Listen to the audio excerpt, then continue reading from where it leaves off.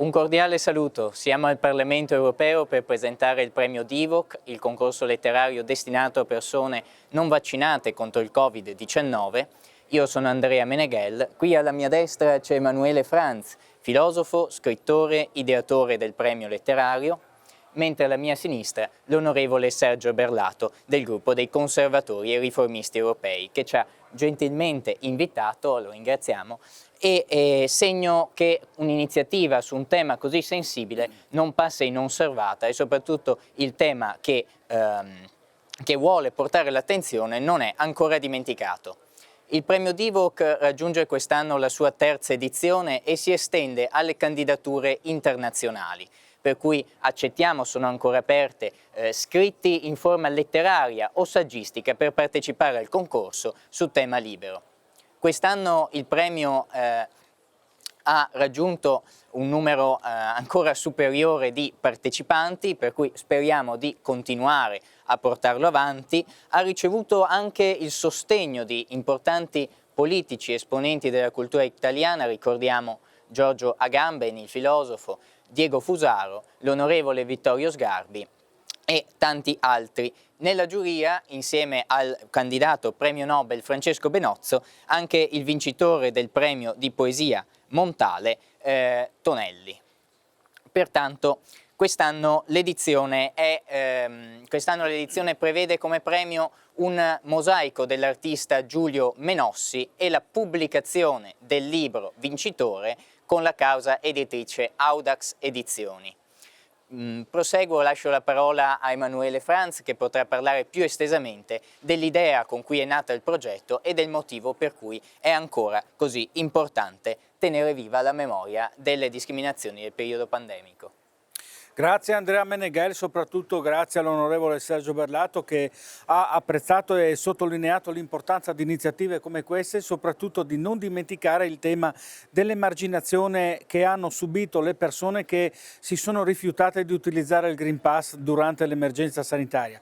Persone, cittadini qualunque che a seguito delle loro radicali scelte di non sottoporsi a un trattamento medico come il vaccino, fra virgolette vaccino, perché per altri è un siero, dicevo, queste persone hanno rifiutato l'utilizzo del Green Pass che attestava la vaccinazione contro il Covid, pagando amaramente conseguenze come la perdita del lavoro, come la perdita dell'utilizzo della vita sociale, l'impedimento all'accesso a forme di assembramento collettivo come i convegni, le biblioteche, i musei, cioè le basi fondamentali, elementari, di quello che antropologicamente noi possiamo considerare un essere umano. Cioè, se noi consideriamo soltanto che perfino fra i Neanderthal, nel siti dei Neanderthal hanno trovato elementi legati al culto dei morti e consideriamo che durante l'emergenza sanitaria il culto dei morti è stato fortemente limitato, se non in alcuni casi soppresso, cioè troviamo come dire, un contrasto a quello che ci rende umani. Siamo, è bene ricordarlo, alla comunità europea. La parola comunità è una parola che viene data per scontata, forse anche abusata, ma dimentichiamo che la comunità è una proprietà emergente dalle relazioni fra gli esseri umani che hanno relazioni basate su incontri, condivisioni, dialoghi, ma anche sorrisi, linguaggi non verbali, strette di mano, tutti elementi che sono stati aboliti durante la gestione dell'emergenza sanitaria. Cosa succede? Che io come editore, scrittore, filosofo, uomo di intelletto non potevo accettare che una persona venisse impedita nella vita sociale, impedita nella creazione di bellezza, nella composizione di elementi di ordine intellettuale, artistico, e ho deciso di premiare chi ha scelto di non fare la vaccinazione contro il Covid-19. Premiarlo con un concorso esclusivamente dedicato a chi non ha fatto la vaccinazione contro il Covid, che ingenuamente uno potrebbe dire ma a tua volta vuoi emarginare. No, questo è un premio agli emarginati. Ricordiamo... Infatti, è il premio che vuole includere gli esclusi e riammettere nella comunità di pensiero coloro che sono stati delegittimati, pensiamo alle espressioni usate anche da alcuni esponenti intellettuali, scientifici, che non meritano commento, ecco, ci sono state affermazioni anche gravi. Lei, onorevole Sergio Berlato, cosa ne pensa della situazione? Come ritiene che si debba agire come istituzioni, come comunità? Beh, innanzitutto noi qui al Parlamento europeo applaudiamo la vostra iniziativa perché è uno degli strumenti che dobbiamo utilizzare per impedire che la gente si dimentichi di quello che è successo e soprattutto chi ha avuto la responsabilità di attuare poi iniziative e provvedimenti per limitare fortemente le libertà individuali. Voglio ricordare che alle persone veniva impedito di potersi trovare, di creare socialità, ma anche è stato impedito di andare a lavorare e questo è qualcosa che è stato fatto spesso nell'indifferenza o nella connivenza anche da parte di coloro che come i sindacati dovevano tutelare i diritti dei lavoratori e invece questo non è stato fatto. C'era un pensiero dominante che portava a pensare che chiunque osasse semplicemente porsi delle domande se fosse giusto o meno privare i cittadini in questo modo vergognoso delle loro libertà individuali, solo chi osava porsi delle domande veniva deriso, veniva ghettizzato, veniva ridicolizzato e molto spesso emarginato. Noi vogliamo ricordare quei momenti perché non ci poniamo come obiettivo quello di vendicarci di quello che è successo, noi non vogliamo vendette, vogliamo semplicemente verità e giustizia, niente di più e niente di meno. Vogliamo che quella verità che ci è stata nascosta in quel periodo tremendo della nostra esistenza venga a galla. Ci devono dire quali sono le vere origini di questo virus del Covid-19 che qualcuno attribuiva un salto di specie, ricorderete quel povero pangolino, quel povero pipistrello che nel mercato di Wuhan si diceva fosse il responsabile di questo salto di specie, in realtà sapevamo perfettamente da diversi anni, realtà documentate, che da diverso tempo venivano sperimentati dei virus a livello e a fini militari per fare in modo di riuscire a utilizzare poi queste armi per riuscire a fare in modo da attivare iniziative ovviamente contro alcuni paesi. Allora, innanzitutto la verità sull'origine del virus deve essere detta, quindi non è altro che una manipolazione da laboratorio di questi virus fatti a scopo militare. Poi c'è stato detto che sì, è vero, è sfuggito dal controllo del laboratorio, poi qualcuno ci dirà se questo virus è sfuggito spontaneamente o spintaneamente, anche questo ci verrà detto. Quello che è sicuro, al di là dell'origine del virus, quello che è sicuro è che poi i vari governi hanno attuato iniziative e hanno compresso fortemente le libertà individuali, negandole addirittura con la scusa lo dobbiamo fare per il vostro bene e prospettandoci una situazione catastrofica della serie o vi vaccinate o altrimenti dovete morire.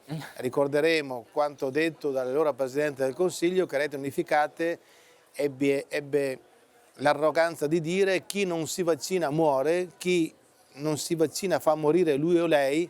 In un ambiente di persone vaccinate quell'ambiente è totalmente sicuro. Mai affermazioni furono così smentite da realtà di fatti, perché persone che credendo alla presunta scienza, che in realtà non era la scienza a parlare sui mezzi di disinformazione, ma era l'industria che parlava, utilizzando scienziati o medici prezzolati che ci venivano a raccontare che il vaccino era l'unico strumento per evitare morte sicura.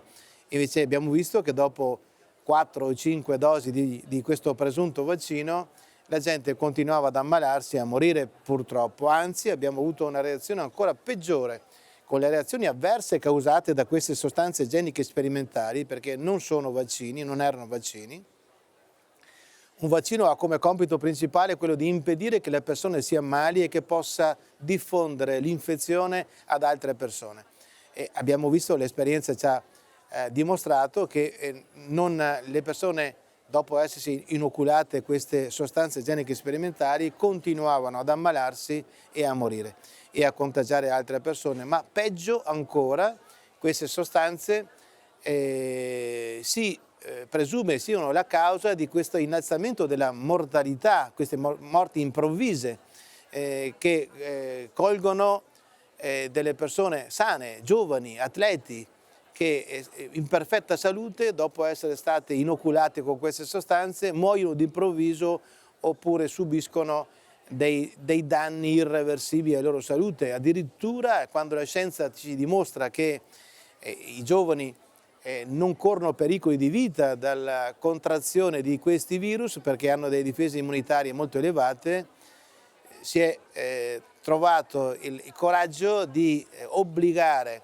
surrettiziamente i giovani a inocularsi queste sostanze, compromettendo spesso seriamente la loro salute per gli anni a venire. Ecco, tutte queste cose non possiamo dimenticarle, non possiamo dimenticare il fatto che questo tipo di virus, se fosse stato affrontato e le persone ammalate curate in maniera adeguata con le cure domiciliari precoci attraverso dei farmaci comunemente in uso, molto probabilmente molte delle persone che sono morte sarebbero state salvate. Questo noi non lo possiamo dimenticare, non possiamo riportare in vita tutte queste persone vittime di questa orrenda gestione dell'emergenza sanitaria, però vogliamo fare in modo che ciò che è successo non possa succedere di nuovo, e quindi noi cercando e chiedendo, pretendendo verità e giustizia, vogliamo fare in modo che a questa emergenza sanitaria che è stata utilizzata per privarci delle nostre libertà individuali non segua qualche emergenza di natura sociale o di natura economica o di natura ambientale per giustificare nuove privazioni delle nostre libertà individuali. Grazie onorevole, e ricordo appunto le parole gravose dell'allora Presidente del Consiglio che senza dubbio hanno pesato sulla coscienza di persone a cui è stata tolta la retribuzione per diversi mesi. All'epoca si diceva basata su una motivazione scientifica, ma poi questa motivazione scientifica non è stata, a quanto ne so, confermata dagli studi successivi e risulta quindi non più giustificata sotto il profilo scientifico, e ci si aspetterebbe una forma di compensazione o perlomeno una scusa pubblica. Soprattutto il dibattito è stato interdetto, questo è un altro fatto davvero increscioso. La politica è arrivata a delle conseguenze di livello istituzionale, legislative, prima ancora che il dibattito scientifico, giuridico fosse stato chiuso, per cui la circolarità di giustificazione tra politica e scienza si è rivelata in realtà una forma di costrizione che poi non è stata giustificata da quelle stesse premesse che che davano forza in principio ai provvedimenti presi. Ma soprattutto, anche se ci fossero state tutte le giustificazioni da un punto di vista scientifico, ci domandiamo: ma è legittimo sotto un profilo filosofico, umano, privare di diritti personali inalienabili le persone in questo modo? Ripeto, anche se fosse stato giustificato, è legittimo introdursi addirittura biologicamente nel corpo con dei dispositivi sanitari per fronteggiare un'emergenza. Immaginiamo una scena in cui c'è un edificio in fiamme, il corridoio è pieno di persone, all'uscita un individuo maldestro blocca l'unica via di fuga. Sarebbe legittimo in quel caso aggredire quella persona per farla spostare e salvare tutti gli altri. Da un punto di vista del diritto l'aggressione non è mai legittima, così come la privazione della libertà.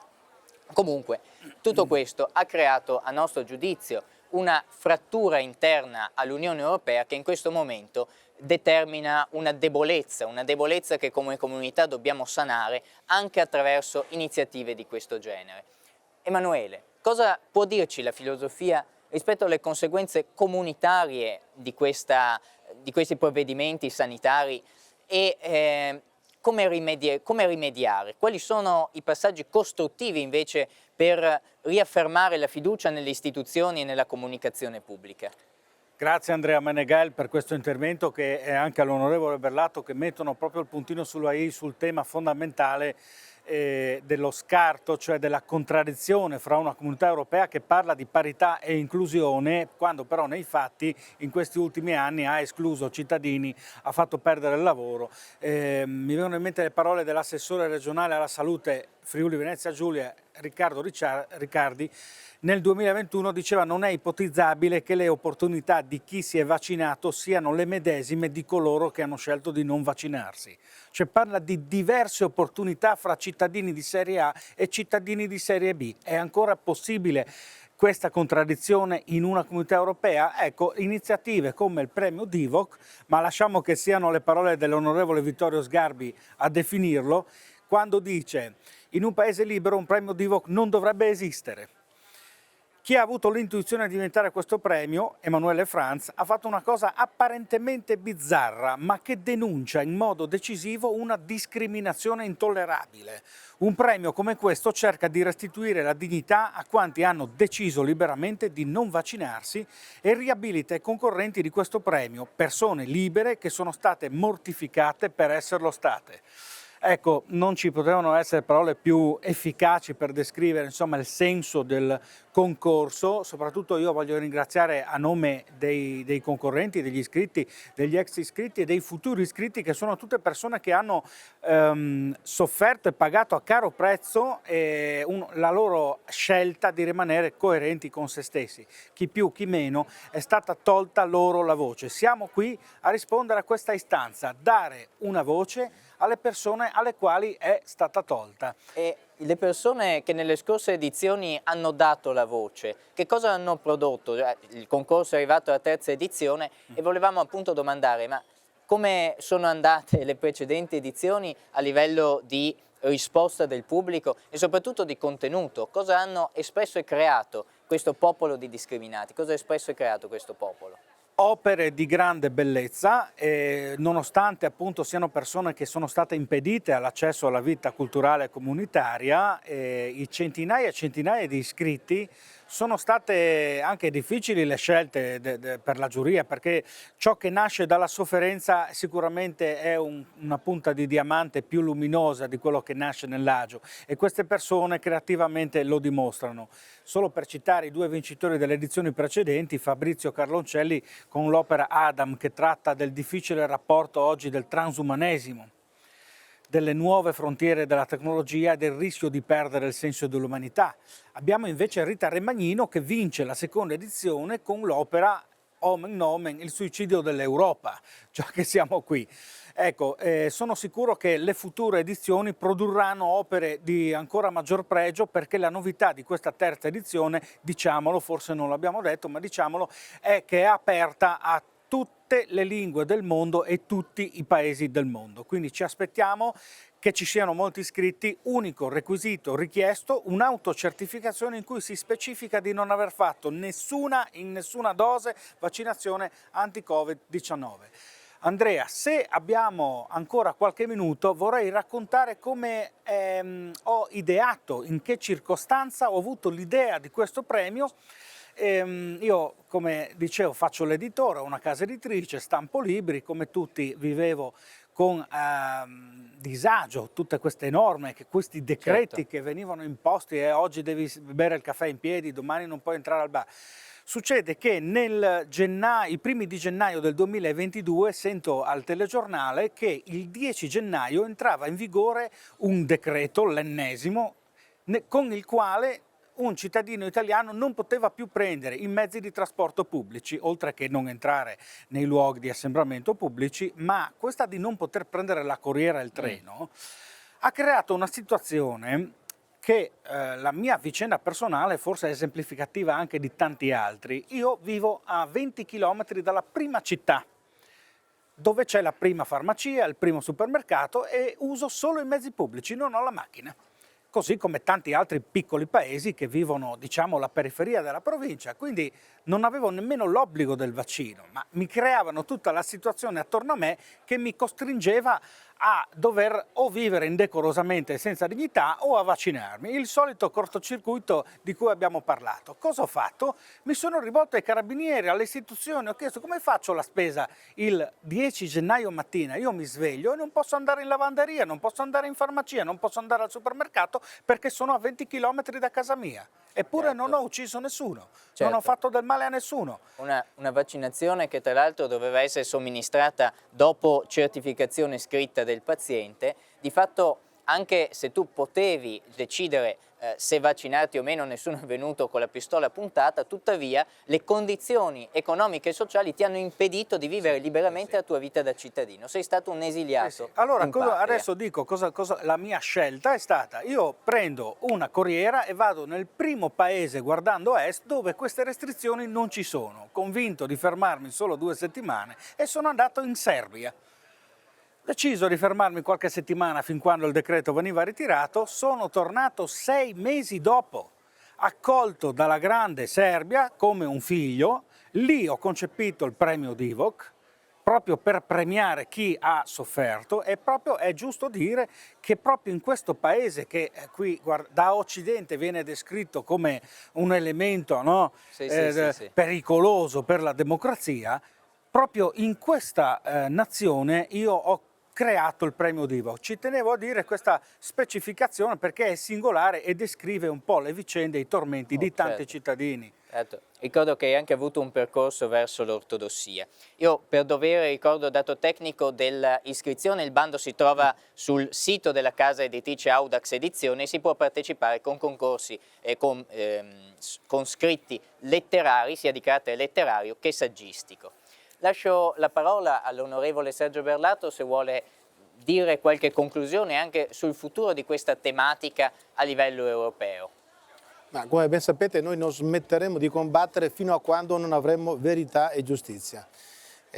Purtroppo le imposizioni di certe decisioni e la privazione delle libertà individuali sono state fatte utilizzando dei metodi spesso subdoli, il ricatto, quindi o tu ti inoculi queste sostanze igieniche sperimentali oppure vieni escluso dalla società, ti priviamo delle libertà fondamentali, il ricatto, ma un ricatto che è stato utilizzato non avendo il coraggio delle proprie scelte, perché se veramente fossero stati convinti che quel presunto vaccino, che in realtà vaccino non era, fosse efficace per tutelare la salute dei cittadini, avrebbero dovuto imporre l'obbligo vaccinale e fare in modo da assumersi la responsabilità, ma in realtà ricorderete che alle persone che in qualche modo venivano ricattate e costrette subdolamente a inocularsi queste sostanze igieniche sperimentali, veniva anche imposto di firmare prima dell'inoculazione la liberatoria, quindi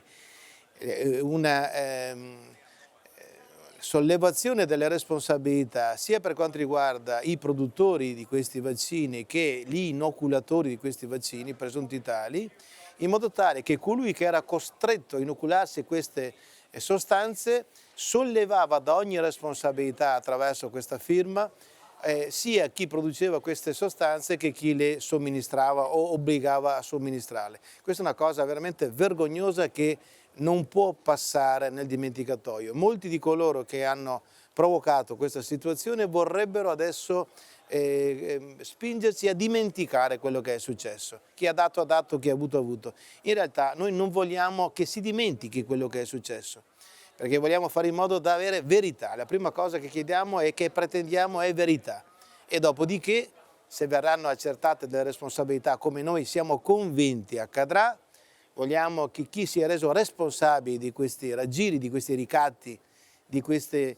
inaccettabili privazioni delle libertà individuali, se ne assuma le conseguenze nei confronti della giustizia. Questo è quello che vogliamo noi. Noi abbiamo visto per tutto il periodo dell'emergenza sanitaria delle situazioni apparentemente inspiegabili. Medici che pur avendo prestato il giuramento di Ippocrate, che prima di tutto non nuocere, dopodiché fare tutto il possibile per curare i propri pazienti, per non avere responsabilità hanno accettato l'imposizione di protocolli ministeriali che anziché curare le persone, andarle a visitare, voglio ricordare che andavano a visitare i medici le persone anche nel periodo della peste, per dire no, e anziché fare in modo che i medici potessero andare a visitare le persone per capirne lo stato di salute e poi curarli con dei farmaci comunemente in uso, prescrivevano vigile attesa per telefono spesso e tachipirina, paracetamolo, quando sappiamo perfettamente che questo non solo non proteggeva e non curava le persone, ma ne aggravava molto spesso lo stato di salute. Ecco, allora, se fossero, noi abbiamo avuto esperienza di tanti medici che anziché seguire questi protocolli criminali che hanno portato purtroppo alla morte di tante persone che potevano essere salvate e curate, tanti medici hanno deciso di rispondere alla propria coscienza e sono andati a visitare i loro malati, li hanno curati con queste cure domiciliari precoci che hanno portato alla riduzione di più dell'80% delle ospedalizzazioni e di quasi il 100% dei decessi. Bastava prendere ad esempio queste esperienze che abbiamo avuto da parte di tantissimi medici eroi che hanno risposto alla loro coscienza, non certo ai protocolli ministeriali, per riuscire poi ad attuare una serie di iniziative per curare le persone ammalate e per salvarne la vita. Questo si poteva fare, non è stato fatto. Chi lo ha impedito, voglio ricordare il rimpianto dottor De Donno, che era riuscito addirittura a mettere a punto una cura nella fase terminale, non iniziale, con i plasma iperimmune, che è stato deriso, è stato ghettizzato ed è stato costretto a suicidarsi. È una cosa che noi riteniamo che non possa essere né dimenticata né perdonata. Anche in suo ricordo, a suo nome, dobbiamo continuare a pretendere verità e giustizia, e questa vostra iniziativa è uno degli strumenti utili per continuare a tenere i riflettori puntati su questa vicenda, fare in modo che la gente non dimentichi, fare in modo che la gente giustamente pretenda verità e giustizia. Certo, chiediamo un atto di responsabilità e di conciliazione dalle istituzioni. Io vi ringrazio infinitamente e chi vorrà partecipare invii la candidatura.